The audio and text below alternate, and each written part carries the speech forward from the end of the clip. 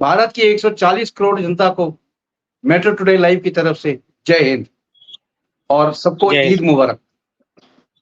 Metro today live निष्पक्ष, निर्भीक जन सलाह का एक क्रांतिकारी की तरह दिखाता है, लाइव चैनल है। मेट्रो टुडे लाइव में आज हमारे साथ जुड़े हुए हैं मिस्टर कल्याण जी। कल्याण जी जो हैं सांगानेर से हैं और सांगानेर से कांग्रेस के मंडल अध्यक्ष। सांगानेर से आपका बहुत बहुत स्वागत है कल्याण जी। कल्याण जी, थैंक यू सर। नमस्कार। चुनाव का माहौल चल रहा है। चुनाव के माहौल में दोनों पार्टियां या और भी राजनीतिक पार्टियां और लोकल पार्टियां बहुत जोर लगा रही हैं। मैंने 2 दिन में सर्वे किया है, देखा यह है कि कहीं कहीं स्थिति तो काफी अच्छी है और कहीं कहीं स्थिति बहुत ही खराब है। तो आज की तारीख में मैं आपसे ये पूछना चाहता हूं कि जो भी दल आगे आ रहा है या जो भी दल आगे आ रहा है या जो भी इस इलेक्शन में कॉन्टेस्ट कर रहा है, मैं आपसे कुछ सवाल पूछूंगा, उसका आप छोटा छोटा आंसर दीजिएगा। जिस तरह से मैं आपसे पहला सवाल पूछ रहा हूं, चुनाव का क्या मतलब है? चुनाव किसे कहते हैं? चुनाव का मतलब ये है कि मेरी नजर में चुनाव उसे कहते हैं जो निष्पक्ष हो और जनता के द्वारा बिना दबाव और बिना बरगलाए या बिना रिश्वत दिए या बिना लालच दिए जनता के द्वारा जो चुना जाता है वो चुनाव कहलाता है। जी। अब आज का युग ऐसा है कि जिसको देखो वही पार्टी जनता को लालच और भय दिखाकर वोट बटोर रही है। तो आज की डेट में ये चुनाव नहीं है जी। चुनाव बिल्कुल निष्पक्ष होने चाहिए। जनता को फैसला लेने का अधिकार है। जनता जिसे चाहे जैसे चाहे उस आदमी को वोट करे, वो चुनाव कहलाता है। न कि आप बरगला के 5 किलो राशन दे रहे हैं, आपकी आय दुगनी कर देंगे, आपका ऐसा हो जाएगा, आपको वैसा कर देंगे। तो ये एक जुमलेबाजी करके और जनता को गुमराह करके और कुछ ही महीनों में गुमराह करके और 5 साल तक फिर उनको भूल जाते हैं, वो चुनाव नहीं कहलाता।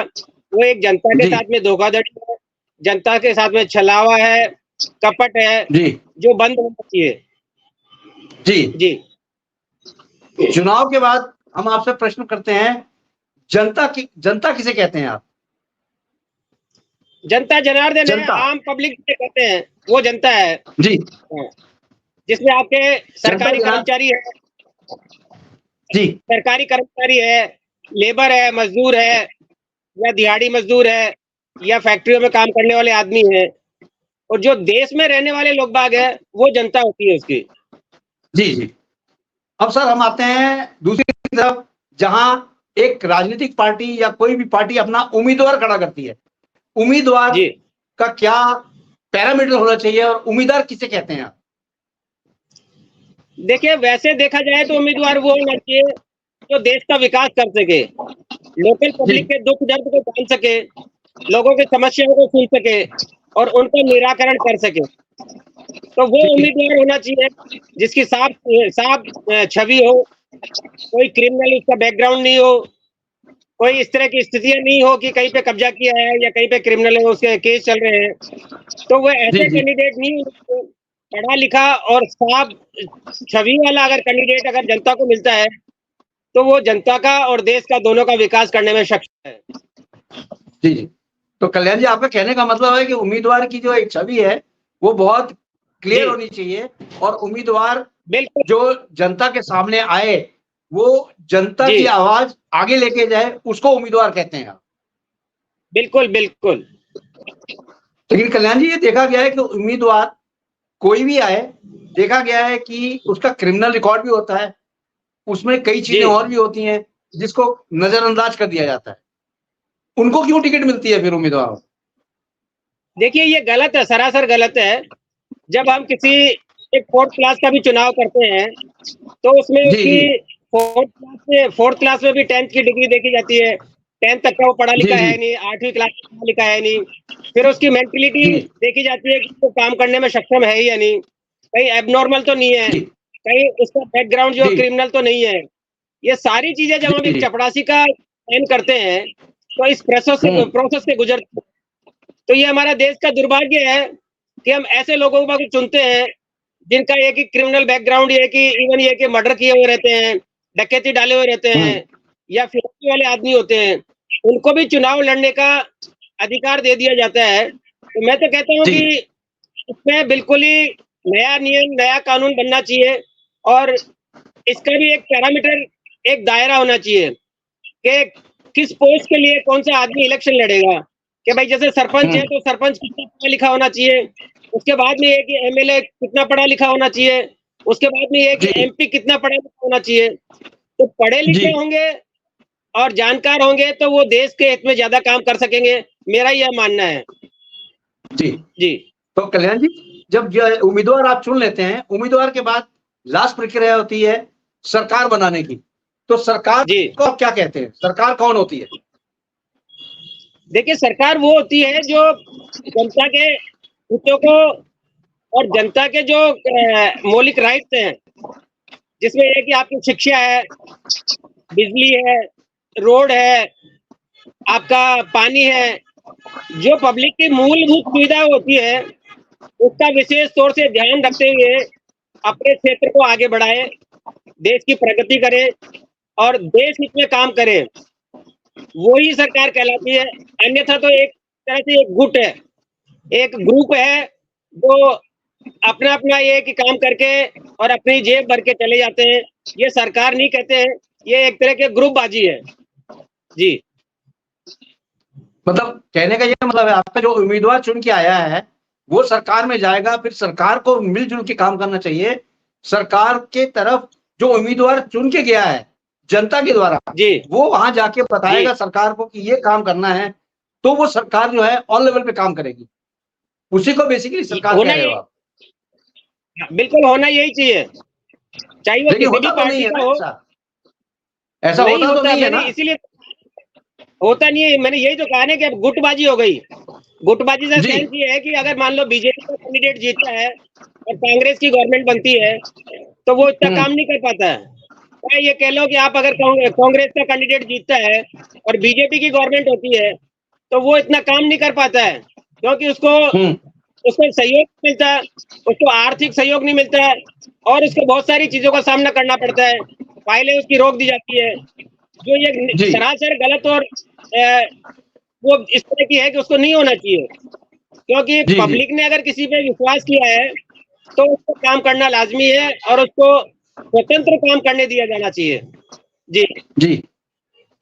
देखा ये भी क्या है कि छोटी छोटी पार्टियां जो लोकल स्तर पे हैं वो भी जी पनप रही हैं आजकल। जैसे राष्ट्रीय सुरक्षा दल, मैंने कई पार्टियां और भी देखी हैं जो कि छोटी छोटी पार्टियां उठ रही हैं।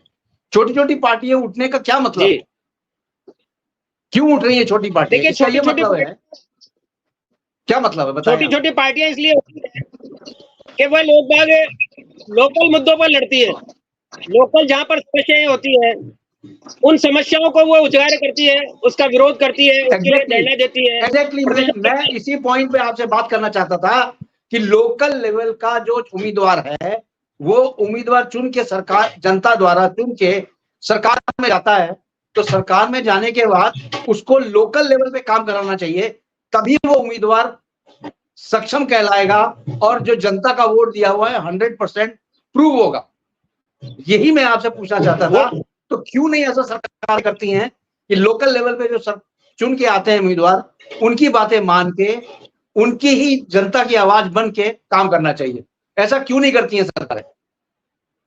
देखिए, आज का युग ऐसा है कि हर गवर्नमेंट चाहती है कि लोकल उम्मीदवार या छोटी छोटी पार्टियों से आया हुआ उम्मीदवार जो जनता के विश्वास पे जीतता है उसे अपनी ओर मिलाना चाहती है।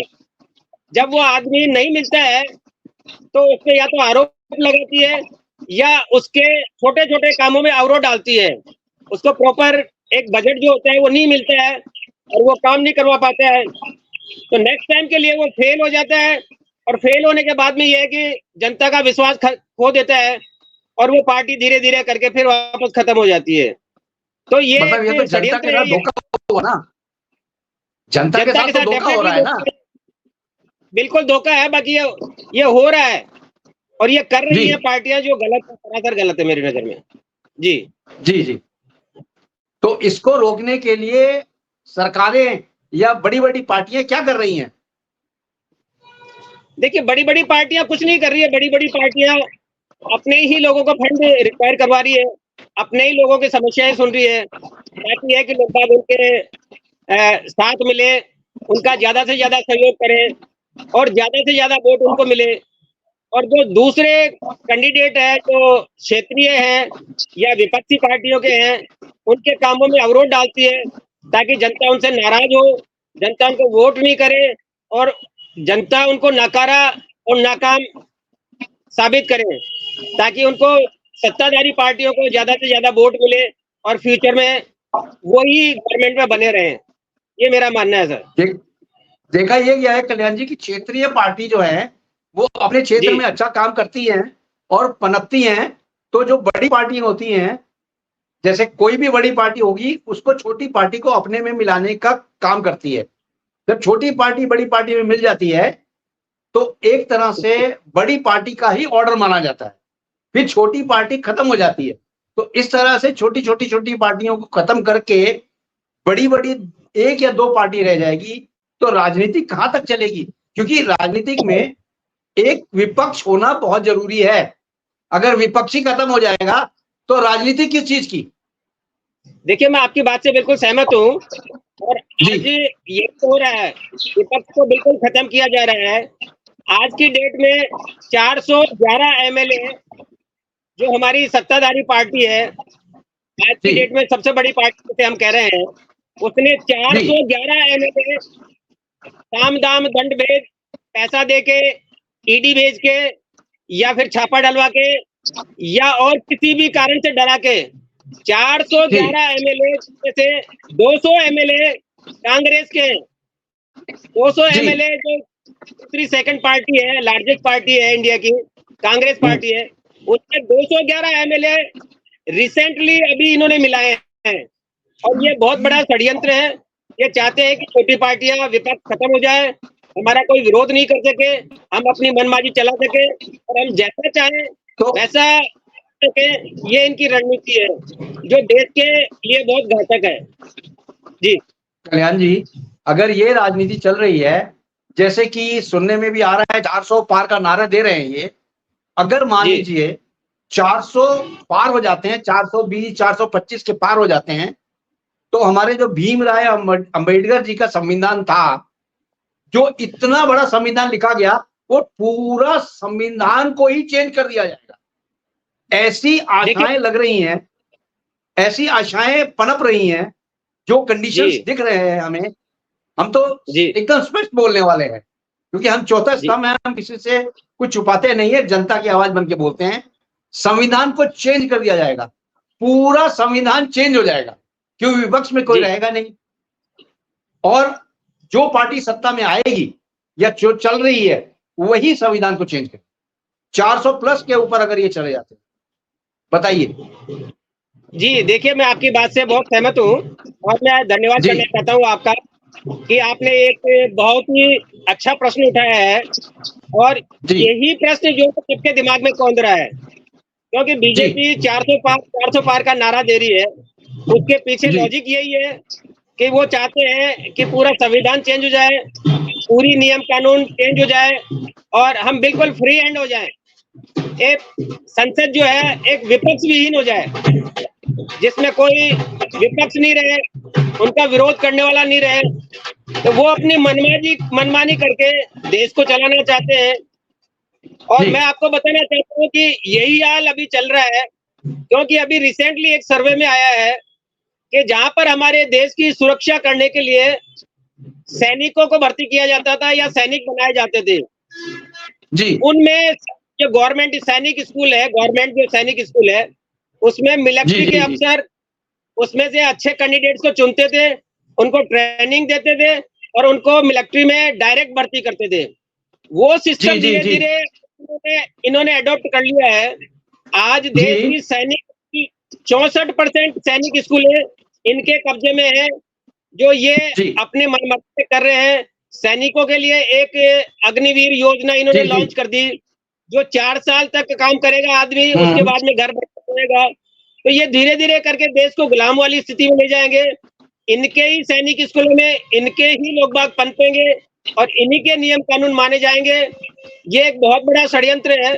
और अगर ये 400 पार आ गए, डेफिनेटली जैसा कि विपक्ष पार्टियां भी कह रही है और कांग्रेस भी कह रही है कि आगे इलेक्शन नहीं होंगे फिर, क्योंकि इनकी मोनोपोली यही है। ये संविधान में चेंज, मतलब अगर आप देखा जाए, मैं अब सॉरी फॉर इंटरप्शन कल्याण जी, मैं आपसे ये स्पष्टीकरण चाहता हूं कि मेरे ख्याल से 2024 का ये लास्ट इलेक्शन होगा। 2024 के बाद कोई इलेक्शन देखने का मौका नहीं मिलेगा, ना तो यंगस्टर्स को, ना तो ओल्डर्स को, ना तो यंग जनरेशन को, ना तो पुरानी जनरेशन को।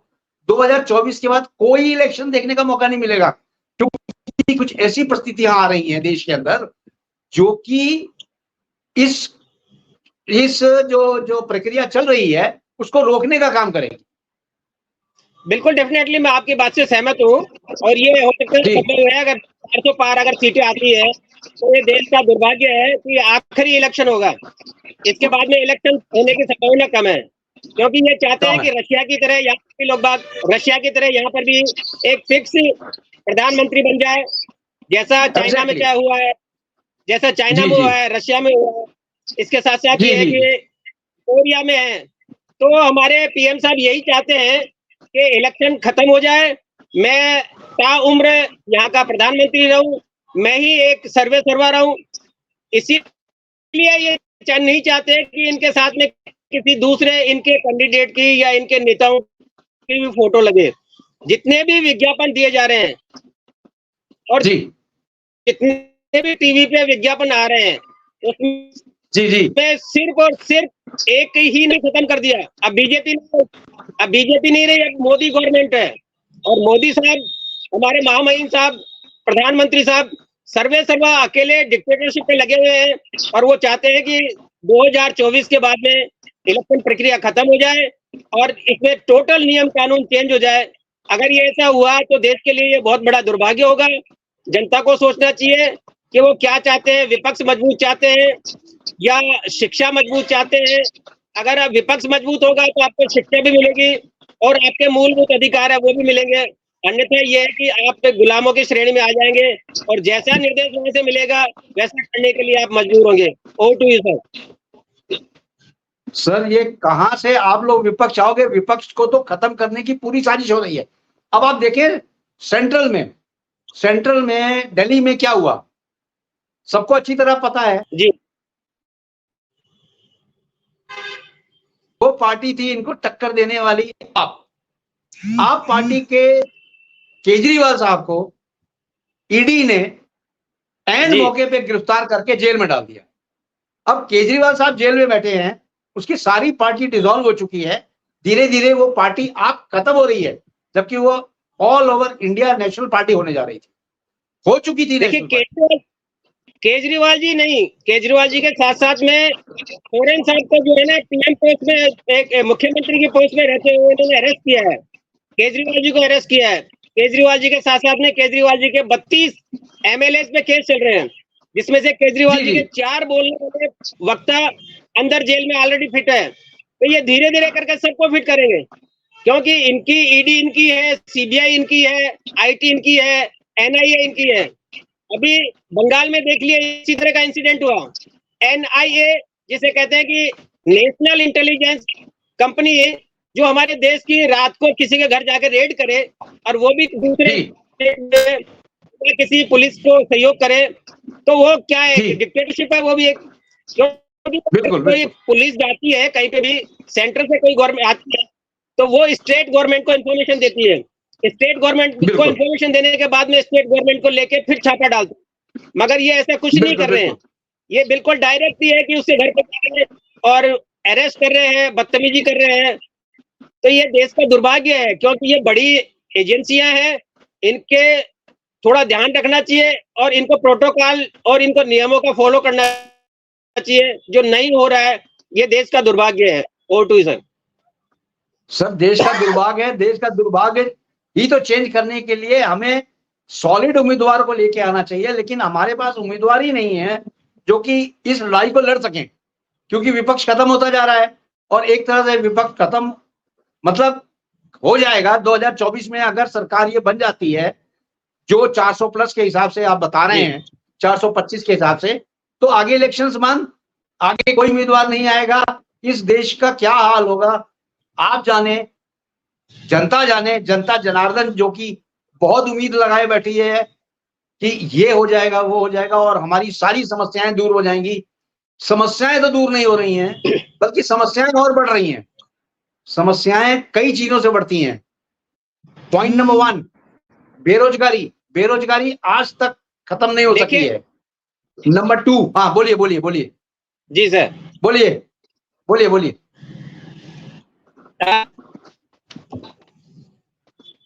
कल्याण जी बोलिए।